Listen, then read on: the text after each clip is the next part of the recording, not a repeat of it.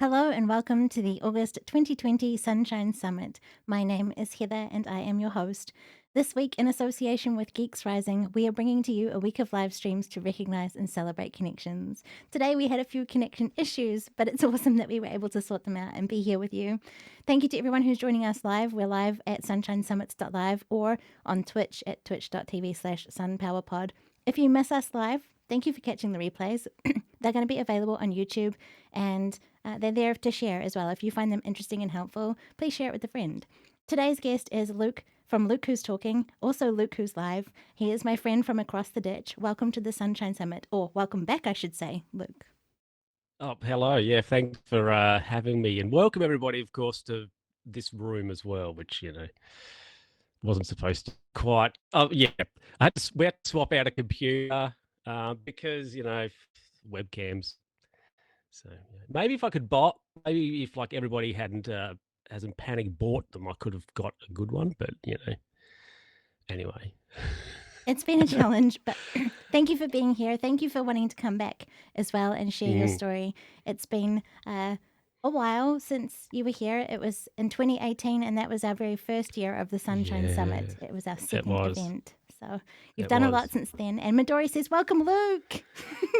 Hello. Oh, Midori. I'm running. I can't see the chat because I've just got like one thing on this computer because I don't want to overload it and break anything. So no. But hi, everybody. I'll read the chat to you as best as I can keep up with it. Excellent. Yeah. But it's been a while. I think I can't remember. I think we briefly discussed this, but I can't remember if I had started the podcast or was about to start the podcast. I can help you. Point. I can help you. You started in June, and we had this in August, so you'd just started the podcast. There you go. So it would have been like 1 or 2 episodes, probably. Yeah. Wow. I think it's like about 60 now. I think. Yeah, you're getting up there, and it's been really interesting. Something. 56. There we go. Because it's like every second week. So I thought when I started, I was like, I don't know if I want to do a weekly podcast. So then I was like, oh, well, we'll do it like fortnightly or every second week and see how that goes. And I've been able to, maintain that for 2 or so years. So I think that's a good strategy. It's been a good strategy to go with. Absolutely. And also, like, I didn't want to say start with doing it weekly and then be like, oh, I want to go back from that. I think it's, you can increase things when I think it's a bit more respectable to the listener, could I say, going, increasing rather than decreasing sort of thing. Yeah. But you've found what works for you and you had realistic expectations of what you could do and you've managed to stick to that and it's amazing. And I know that you posted just recently in the Discord about whether you should change it up. And I mean, it's always nice to try something, but one of the key things we've talked about before in the Sunshine Summit is kind of changing one thing at a time so that you actually know what the effect it has on everything. And I really enjoy the format that you have. Well, yeah, I've been slowly putting all the episodes onto YouTube, and when I catch up, I'm going to have a video version of it that'll go on YouTube, and just sort of, not that I listen really to the episodes, but going back and looking at like the length, some of them, like they seem to be a little bit shorter and a bit more quicker and snappier, the early ones, as opposed to what they are now. And I think I had an episode a couple of weeks back, or a couple back, where I sort of talked about and mentioned that I thought maybe the podcast had sort of changed a little bit from where it was or what the idea of it was originally. Because at the start of the year, I put in like a movie segment sort of thing. And then I decided to get rid of that and a couple other things because I thought that's not really what the podcast is about. It's not about me reviewing movies or anything. I mean, I think it's okay to say, oh, yeah, I went and saw this movie, but like in the context of a regular sort of story that I would do, not like a specific segment to call that out, I suppose you could say. I mean, also, I think I might have made some hot political takes at some point, and once again I was like, that's not really. We're not a political podcast. It's me really sharing and saying stories and talking about things that I've seen. Like, oh, I saw a guy with a hat on and he had a shirt on, and he was going, whatever, or something unusual like that. I'm not really like, oh, this person's a clown or this Yeah. movie's awesome. But this one I also watched the same day, less so, sort of thing. So I sort of thought, like, what is it, or what was the podcast, I guess, and how can I maybe sort of ease it back? I wouldn't say that it had diverged hugely. It was sort of like very slight. I just want to get it back like that, I think. Nice. Mm. Midori put in the chat, narrative walks through Luke's life. Yeah, something like that. Yeah, which summarizes it. Tim's asked a question. Do you think you might go Ooh. political someday, perhaps in a different project? I don't know. Yeah, I'm not sure. Maybe I could have like a spin-off podcast or something. Maybe I might even run for council. There we go. Vote 1. On that note, we have talked about some other ideas too, which I don't know if you want to get into them today, but there are ideas out there, and it's really good to have ideas and bounce things off people just to test things out or, explore different things, because you can have different interests and they might not necessarily fall under the same umbrella, or they might. Yep. And speaking of umbrellas, you've kind of like expanded a little bit and gone into streaming. I have, yes. It's because I started with, I'd have to first of all thank Mark, who's in the podcastage Discord, for coming up with the name Luke Who's Talking. He coined that. Mm-hmm. And I guess sort of taking that brand, if you will, it's sort of Luke Who's, and then doing something. So Luke Who's Live is like streaming, which I do twice a week. I'm just looking here at my board. Oh, tonight's game is going to be Train Simulator. So it's a game. But I have like a rotation of games, sort of thing. Are you happy to share what your schedule is in case someone's watching the replay and it's not today anymore? Yeah. So I go Wednesdays and Saturday at 8:30 Eastern Australian time, because we have 3 time zones apparently.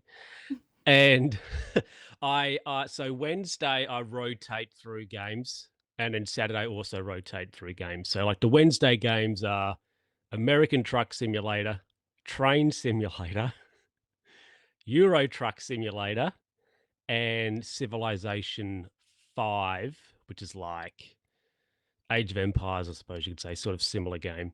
And then the Saturday games, the City Skylines, which is like your classic Sim City type thing. Grid, which is a racing game.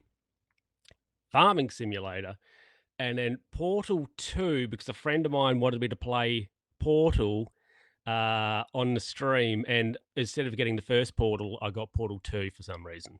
Can we co-op? Like, I don't know if you're going to turn me down on stream, but can we co-op one day? Absolutely. Yes. Sure. Just a quick break in the chat. Hey, Chris Curran, he's here, podcast engineer. Ooh. Welcome. Mr. Nice Chris. Chris is part of the podcast, a Podfest Expo, I think, that's happening at the same time right now. So hopefully that's going well for everyone who's part of that. Yes. Yeah. Hopefully so. Yeah. But Mr. Midori Chris. said, oh my God, yes, Heather Luke stream. It could be interesting for sure. Yeah, I've played co-op Portal once before on stream, and that was very interesting. So yeah, I've never played it before and have no concept of the game at all. So the first stream was interesting because I had to obviously grasp the whole concept of the portal, because there was a bit where I was walking through one and I was like seeing myself walk through the portal, and I thought there was a second person in the game. So I was like, who's that person? I didn't realize it was me, and I was seeing myself walk through the portal. But once I grasped the idea of the portal, and that, the orange portal leads to the blue portal thing, once I understood the whole concept of the game, I think it's been I think it's gone all right. I haven't been in any situation where I've been like, I can't figure this level out as a complete breakdown, but So Portal's been an interesting game to play. That's good. That's Yeah. for sure. It's puzzle solving in a way. You've got to figure out which location to put the portals in to get you through to where you need to go to get out. Tim said quality game, Exactly. much fun. And Midori said classic portals, lol. Yeah, indeed. Yeah. I will say with Portal, though, I feel like there's some instances where I've just overthought what I have to do. Mm-hmm. Instead of like putting a portal here to get to here and then one from here to get to here, I've gone like this, you know? And when you get to the end, you're like, oh, I could have just done that and Yeah. it'd be over. Or you spend like a few moments there walking around the map and like, oh, how am I going to do this? And then you just go, oh, yeah, I can just do that and it's easy. I'm a great overthinker of things, I think, at times. That's what they're about. That's for sure. Testing how you think and all of that. Absolutely. Midori, just going back, she mentioned, oh, nice, keeping things on a physical schedule. She does that too. It's good to see that where you're at. And Yeah, I've got behind me here it's like a whiteboard and the other half's a cork pinboard thing. So I've just got, various things written on there. How to take a screenshot as well on the computer's written up there too for some reason. nice. Backup data, Fridays. That's good. These sorts of things. That's a good connection to have, actually, speaking of backups, because I don't think people do it enough. No, when I was on the Mac, I had it set up so it would just back up automatically. But then when I went back to PC, I had to sort of rethink about how I was going to do this, and I've got about 3 or 4 hard drives in this computer, so they all need to be sort of done individually. But I actually heard on, I think it was Better Podcasting, because they're all about backing up, of course, which is fair.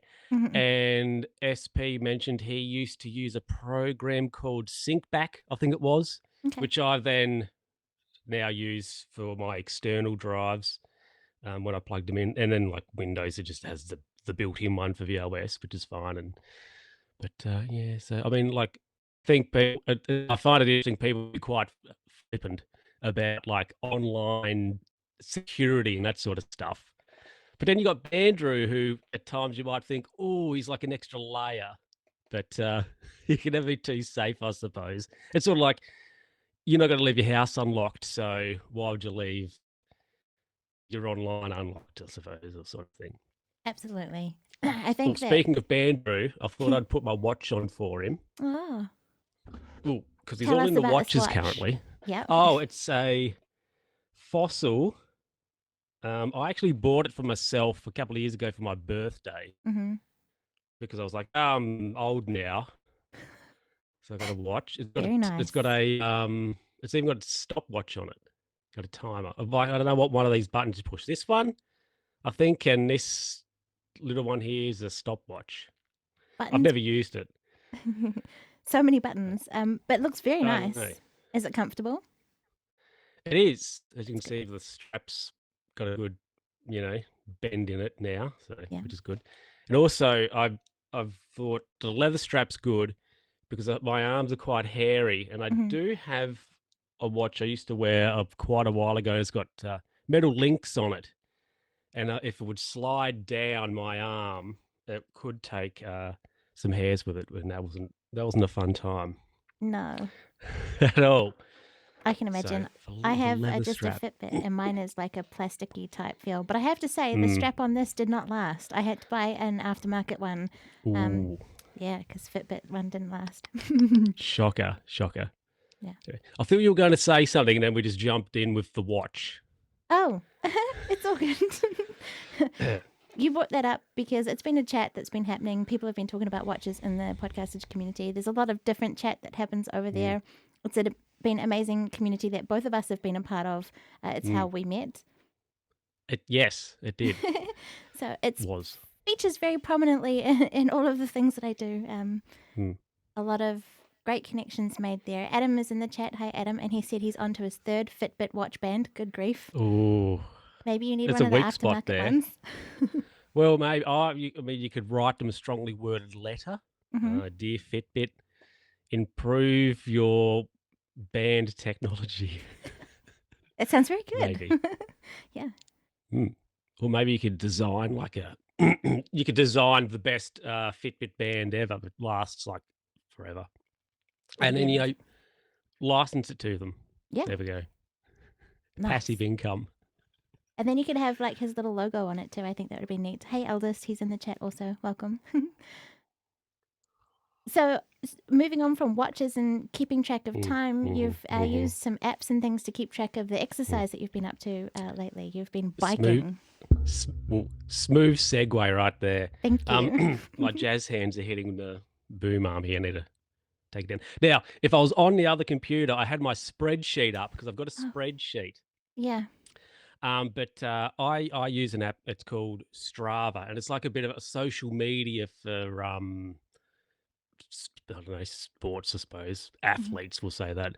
And like there are professional athletes on there too. So there's a couple of people who are pro cyclists who actually are from my town, Cool. like Richie Port, for example. If anybody knows who he is, he's ridden a Tour de France. So he's from my town here, so I follow him so I can look, and he'd be like, "Oh, he's done a 1,000-kilometer ride today," sort of thing. But it's a little bit like when my friend first got on it, and we were looking at it on the computer, and we sort of thought this is a bit like Twitter. Like it had a little bit of a look of Twitter on it. But here I can just like there's on the phone. Oh, you probably can't see it. But anyway, and then when I go for a ride, it tells me like my ride gets uploaded onto here, and I can look on my profile and I can tell you that this week I've done 11.3 kilometers. This year, 1,445 Ks. And it gives me a breakdown of various statistics and things. And there's a lot of different sports you can do on it. It's not just cycling. You can also do running and walking. I think kayaking, skiing, swimming. I'm not really sure how that works. I would imagine you would have to have a like a watch, Yeah. or something like that. You can do, according to their website, yoga. I'm not sure how that would work. I would imagine you'd have to be wearing a device for that. But at least on my app, my mobile app, I don't have the option to choose yoga as an exercise. Okay. So maybe if you have, say, like an Apple Watch and have the Apple Watch app for it, you can probably, I don't know, select that. Not sure. But yeah, so I guess it's like social media for sports people. So you can, follow people and all that jazz. So if anybody out there is on Strava, you could follow me. That's awesome. Under my correct name, though. And also you'd have to request, because I think I've got it. You can have it so that like everybody sees your activities. But I think mine's set to only followers can see my activities. Okay. Yeah. But, you can get on there and see where we ride and whatever else. Yeah. Looking back to the chat, Midori said spreadsheets. Yes. And Bandrew was in the chat. Hey, Bandrew. And Luke showed his watch. That was part of the watch chat that we've had in the podcastage community. Yes. Whoa. Oh. This is the worst live stream ever. There we go. There's the watch for Bandrew. If he's still there. Yeah. Fossil. I've no idea where it's made. Doesn't say. Says it's all stainless steel though on the back. That's something. And leather strap, that's good. Newsy awesome watch is the comment from Bandrew. Yay. It's quality. It's a quality timepiece. That's good. That's important. It is. We were talking with Aznitrous yesterday about the time is the most precious thing we have and you can't get it back or whatever. So nice to have a classy way of keeping time. Exactly. Yeah. I mean, it's sort of time's something that's consistent, but once it's gone, like you don't. That makes sense. I'm trying to be real philosophical there, but you know that whatever, you can't get it back, but it's indefinite. Yeah, I suppose you could say. I have no idea what that was. I think perhaps in the chat we might have introduced Midori to the Strava app, and she said she was bummed about the lack of yoganess. So that's a shame. Yeah. I think yoga's on the website.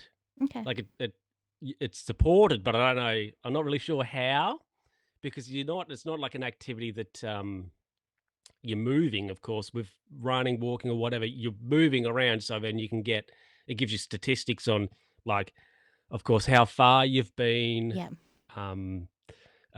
your average speed and all that stuff. But when it comes to things like yoga, which is you're stationary, I'm not really sure. Maybe it's like a heart rate thing. I don't know. There's a lot of jazz hands happening. Yeah. I think with some specific things, like I think features of special smartwatches have features where they measure how your body moves as well. So fancy watches might have that capability. But there's a question come in Possibly. that two people are Oh, keen to hear the answer to. Tim oh. and Bandrew want to know. Newsy, your opinion: wrist versus pocket watches. Well, I actually would like to get a pocket watch or a fob watch, I think they can also be called.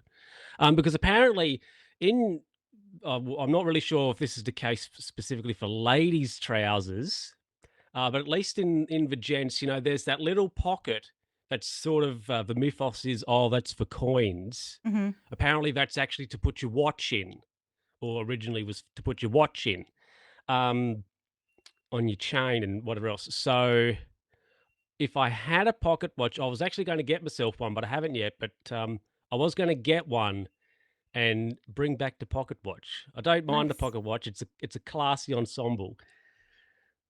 But But I mean, maybe like if you dress up posh for a wedding, go for pocket watch rather than the wristwatch. But I think the wristwatch though is probably into, like, you could argue, well, why would you have a pocket watch in your pocket when you could get your phone out in that sort of situation?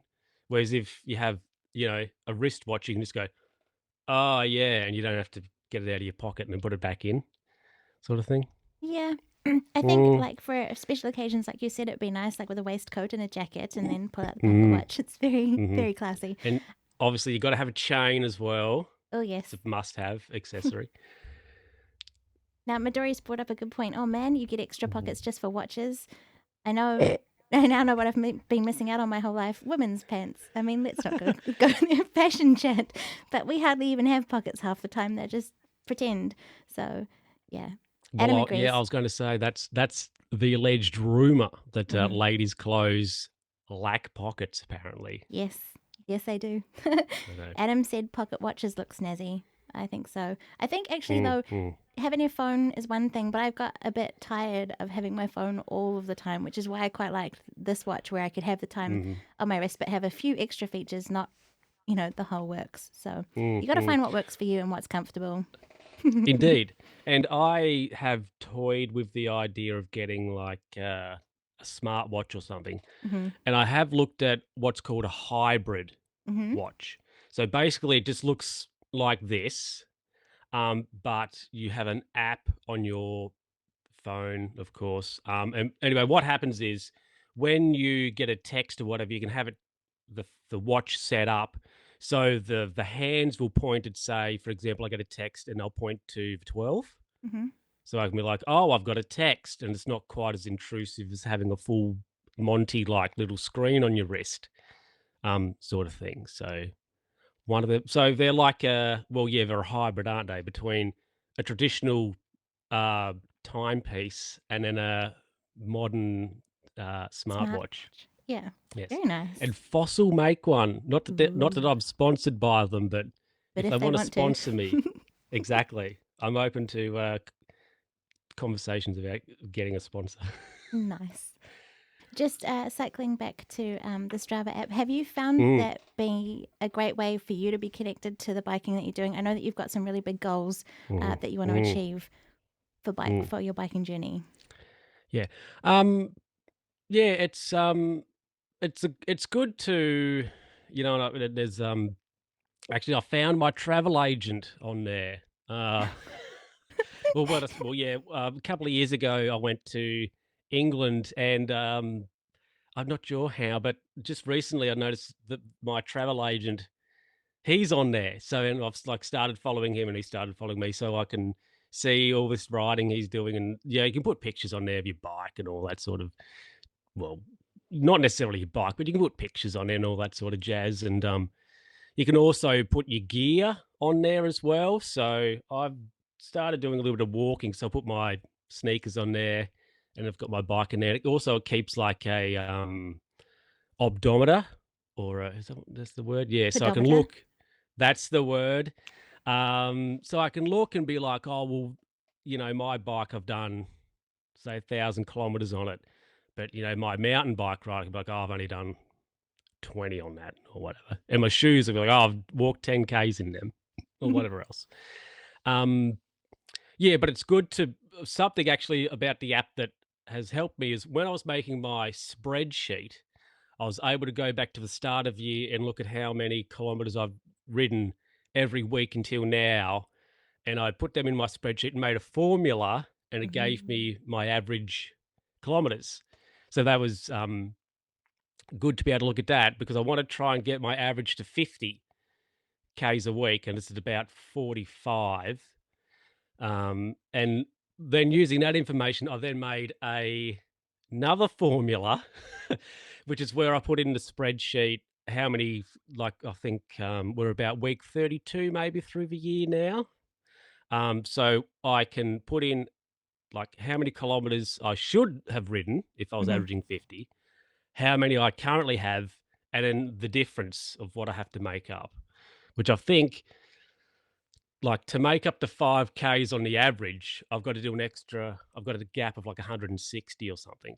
Okay. I think it is the difference. So, I've got to ride the 50 plus a bit extra to Make get your a average little, go up. yeah, exactly. So, Yeah. which will be interesting. That is But, interesting. So were you able, did you just manually input that data into the spreadsheet, or were you able to take it from Strava and like download it somehow and upload it again? I just added in manually. So at the end of a week, or after I've done like my last ride for the week, I can have a look on the app or on Strava, and it'll tell me how many kilometers I've ridden for the week. So then I can just put that in, so it'd be like 60 or whatever, and it'll go, right, well, your average Ks may stay at 45. So I'm like, okay, but then I can look and see the gap between like what I've got to make up will hopefully be a little bit shorter. Yeah. In that, which is Midori good. said, yeah. Midori said, super impressive, Luke. I'm looking into getting into cycling soon, but I would be a beginner. Yeah, well, I mean, I started, I guess, at the start of the year taking it a bit more seriously, because I have a mountain bike. I would just sort of ride around up the road and back, sort of thing. But then a friend of mine, about a year and a couple of months ago, so it'd be maybe like a year and a half ago, we'll say, got a bicycle, and they started cycling, and they actually ride with a group of people. And then I thought, oh, maybe I should, because also the thought was, well, I've got this mountain bike I'm riding like on the road sort of thing. So I went and got a road bike, invested in one of them, which was, I made a spreadsheet as well in regards to the bike, because I went to like every bike shop in town and said, I want to spend this much, and I want, you know, these particular things. And I was like, well, you can get this, this, this, and this. So then I got home, put the data in my spreadsheet, and then decided what one was like the best value, as it was value for money. But anyway, so I got the bike, and then I sort of slowly started getting into that, because I had to sort of learn the new bike a little bit, of course, and that evolved. And then at the start of the year, I sort of decided to, I'll go for a ride every second day, sort of thing. So that happened, and then now I'm sort of at a minimum distance. Right, I've got to ride now is about 10 kilometers. That's like minimum. So at the start of the year, it was not quite so, but as I've ridden more, and then doing 10 kilometers isn't really that far now, so it's pretty easy to do. That's good. So, but I'm slowly building up to attempt 100. Big trip. So so I've done not last week, but the week before I did 60. I think it was about Mhm. 62. So this Saturday, I've got a route that mapped out, which is 80. And then next Sunday, I think that's like my 100th ride that I would have logged Yeah. on since I've had Strava. So I didn't really do too many last year. So it'll be about the 100th. I think I maybe have done 80 or 90 this year. So I'm not really like the difference between that sort of not much. Anyway, so for the 100th ride, I'm going to attempt 100 kilometers. Ooh, Mm. exciting. How are you Mm. feeling about it at this point? It'll be interesting for sure. I thought I don't want to just go straight in, obviously, to 100. So Yeah. last week, whenever it was, when I did the 60, I didn't feel too bad afterwards because I'd done like a 50 before, a couple of Mhm. 50s. So the 80 this week will be interesting to see how I feel about that.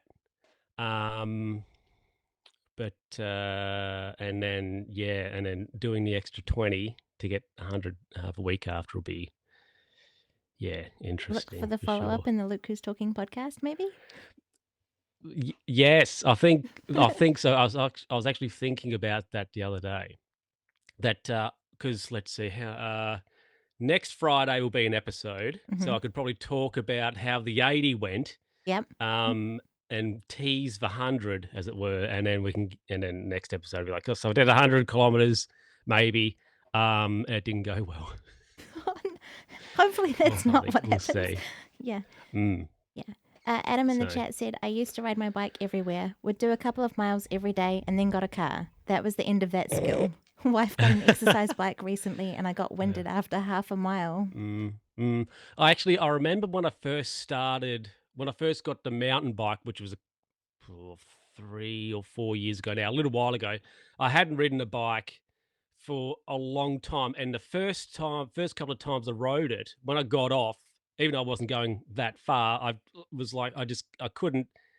I won't necessarily go quite as far as saying I couldn't stand up afterwards, Hmm. but my hips and legs were in all sorts. And I was like, oh, surely riding a bike can't be this hard. But I hadn't ridden one for quite a while, so that happened the first week or so, maybe the first couple of times I rode it. But then after that, of course, that wasn't a issue. Uh, my body was like, this is a thing. You used to do it when you were like 12. Bodies are so Now it's much more 10 years flexible when later. you're It's 12. okay. Well, yeah, probably you are. I don't know. I just wanted, on that note, have you got advice for someone who's like getting started, someone like Midori or anyone who's getting back into biking, what your advice would be for them? I think for me, try to be consistent. I think. So I tried to go every second day. So Hmm. like yesterday was a bike day. So tomorrow's going to be a bike day. So I think having like a little bit of consistency about that.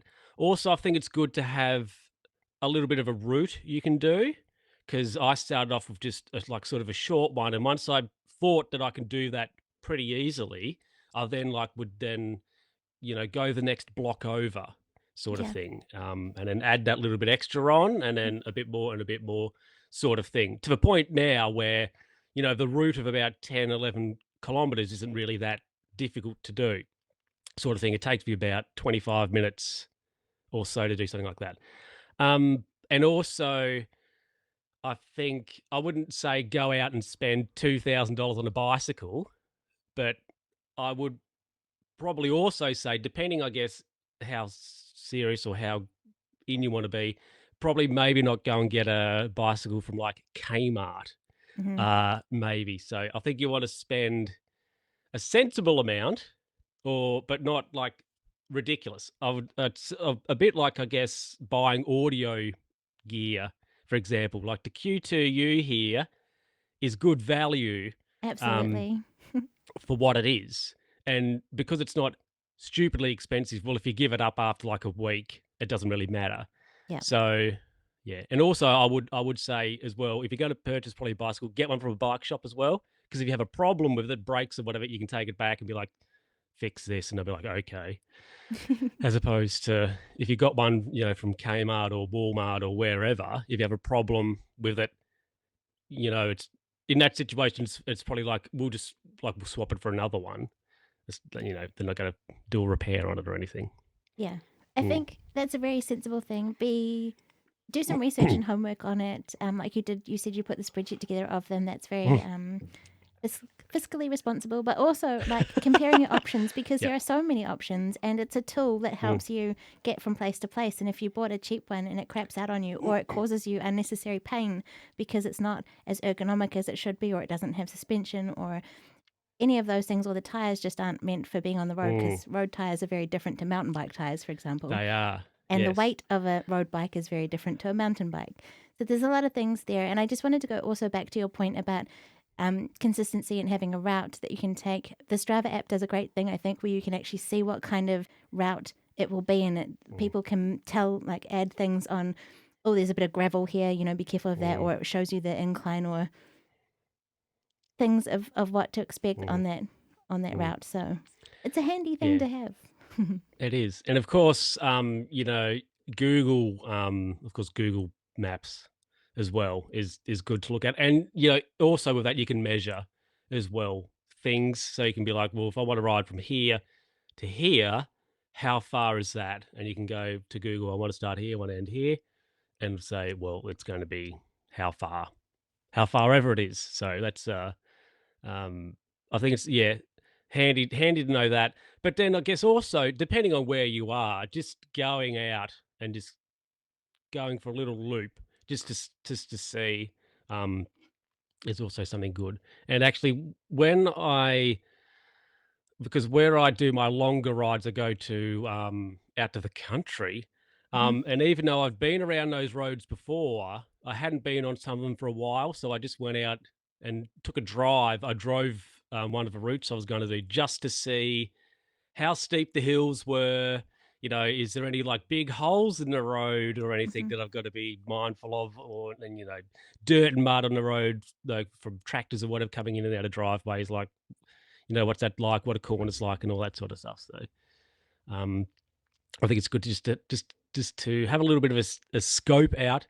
But I ride around my neighborhood here, so I've lived here forever, so I know how steep things are and roads and whatever are. But so I think you could probably not really bother about scoping things out too much in that context. Yeah. But if you're going somewhere a little bit different, or maybe riding where you don't drive, for example, I think it's good just to double check it. And also, of course, when you're on your bicycle, be vigilant of motorists.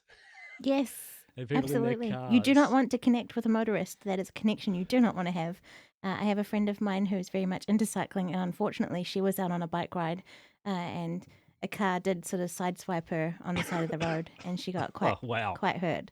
So you have to be very careful.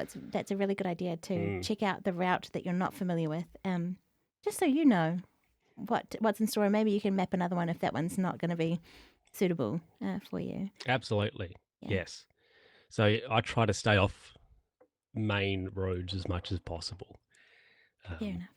For example, because I don't really trust. Well, it was interesting when I was starting to learn how to drive. I had a couple of lessons, and the instructor was like, "Don't trust anybody. Don't trust other cars."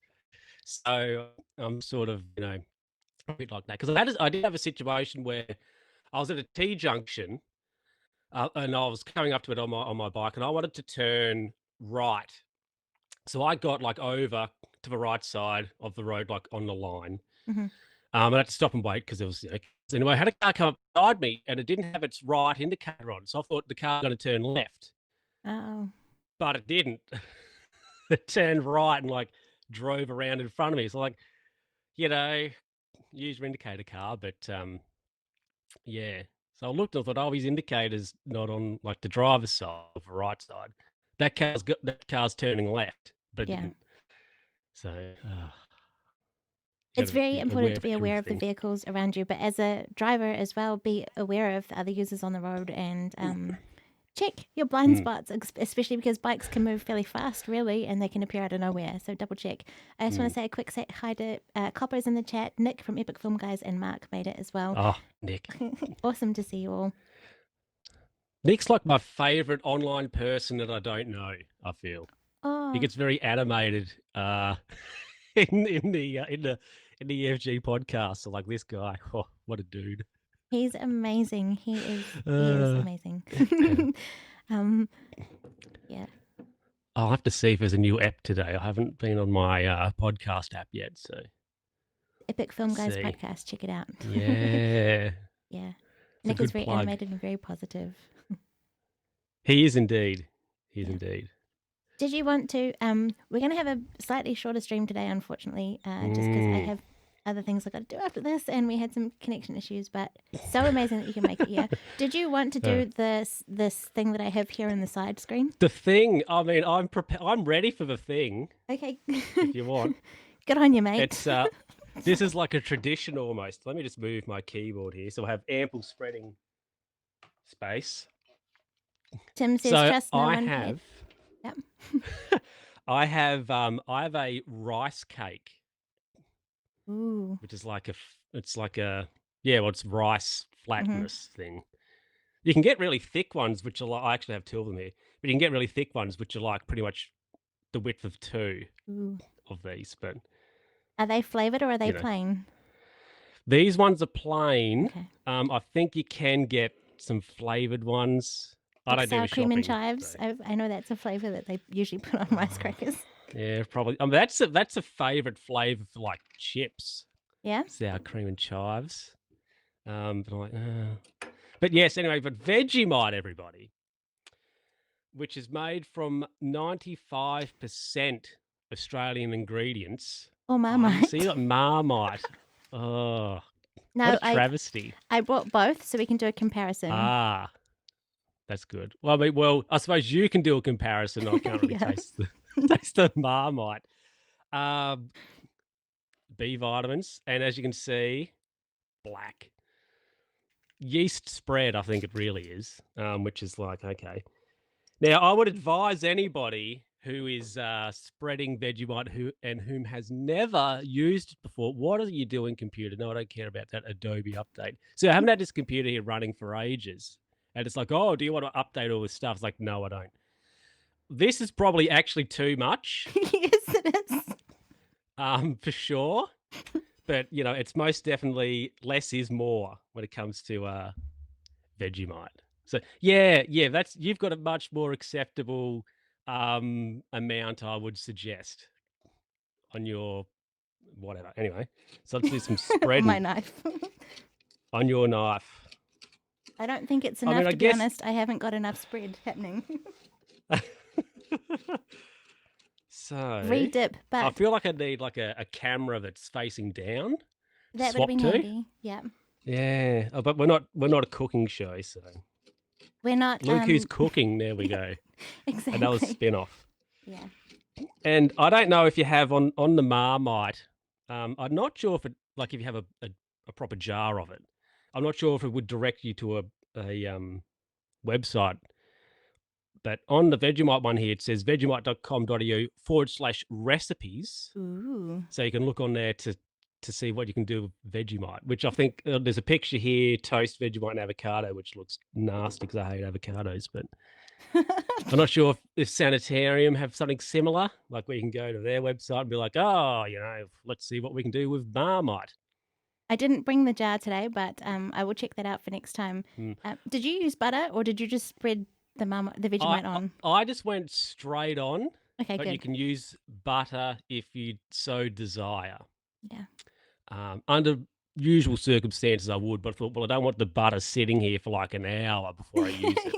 Same. So, yes, I would say that's probably borderline too much for a first-time user, if I'm honest. This is almost advanced Vegemite user, I would suspect. It is. Tim said, I'm glad I don't have to take part here, so I'm guessing he's not a fan of the Vegemite or the Marmite. But it's interesting. Yeah. Like, it's a bizarre spread, could I say?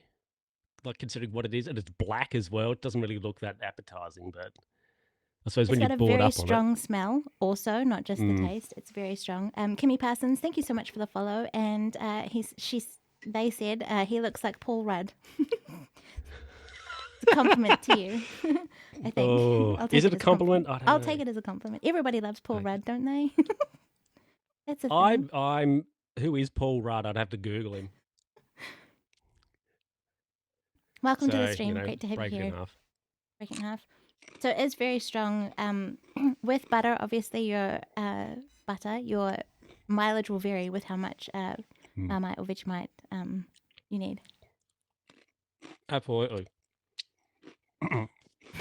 But one of the they did have Cadbury's did have chocolate with Vegemite What? at one point.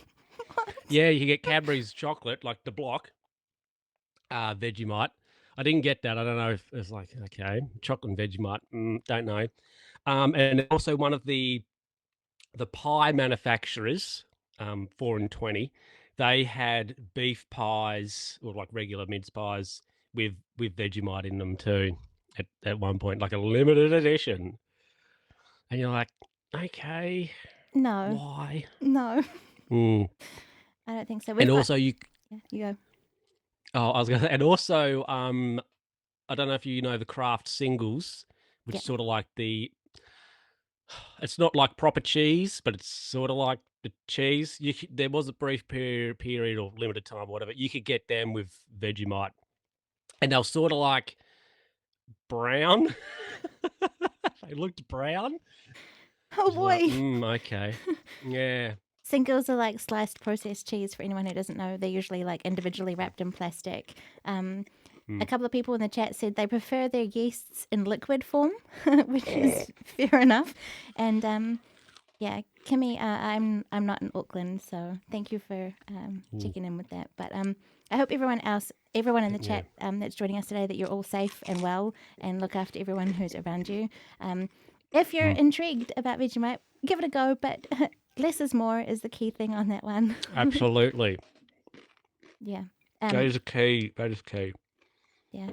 Adam's got Paul Rudd is clueless. Or Paul Rudd equals clueless. So. Oh. Well, something, if anybody is going to purchase Vegemite, I don't know if they still do, but they at least used to have a kids version, which wasn't quite as strong. So that could be an option. If you're unsure, you get the kids one, because it's not quite as intense as full fat, could I say. I haven't seen a kids version here, but I do know that they do come in smaller containers. And yes. We have the huge one. Oh, yeah. I also have a huge one of Marmite, because Marmite's in my household. But I've got these little small ones which they have at like hotels and stuff, and I managed to get a friend to take some from her work cafeteria for me. So that's where connections come in handy when you need samples of stuff. Absolutely. And look, B1, essential for brain function. B2 supports your nervous system. B3, essential for energy release. And folate helps fight fatigue. So there you go. If you're tired, have some Vegemite. Boost of Vegemite for you. Yeah. Copper said, "Oh, nice, the toast-sized spread. Except with the Vegemite, I'm sure you could get 3 or 4 slices of toast out of it. It's still a lot in there." Yeah. On that note, Luke, it was awesome having you here again. We did kind of do an edition of this spread test last time you joined us. So if anyone hasn't seen that one, go back and check the previous replays from the Sunshine Summits. They're all available. Luke joined us 2 years ago. He came back today. Awesome that we were able to connect. I'm really grateful that we're friends. Yes. It's been awesome getting to know you over the last couple of years, and you're doing great things. You've got great big goals for biking. You do a great job of keeping track of it all. Thank you for your advice on biking and details about the app and things. There's love in the chat from Midori and Tim and Mark. Aww. Yeah. Thanks, guys. But yeah, look after yourself, and thank you for joining us, everyone. I'm sorry that I'm gonna have to. Until next time. Until next time, exactly. Cool. Hopefully today, do some special thanks. Thank you, everyone who joined us. We've got. Please, fingers crossed, let this work. Yay, our stars today. Thank you for supporting the stream. For our moderators, Epic Film Guys Nick and Bandrew from Podcastage and Tim. Our followers today, Kimmy. Nice to see you in the chat. Thank you. And we had Tim subscribe beforehand, so thank you for that. I wanted to do some catch-up follow-up thank yous from previous streams where the section didn't work for the Invisible Guardian, Magnus Crux, Odie N7, J Rays, Sinful Thanos, Quinn Koss, me Fraz, Team Serious DFW, who we're going to be talking to the Serious ladies later this week, Flap and Smack, KR Jimmy 2005, and Groovy Lolly, and our subs, Nick from Epic Film Guys, Midori Pro, the wonderful, amazing Midori, Michelle, and Bandrew from Podcastage, as well as Tim and Christiani, who gifted 2 subs as well. Thank you so much. You guys are amazing, and until next time, be empowered by nature.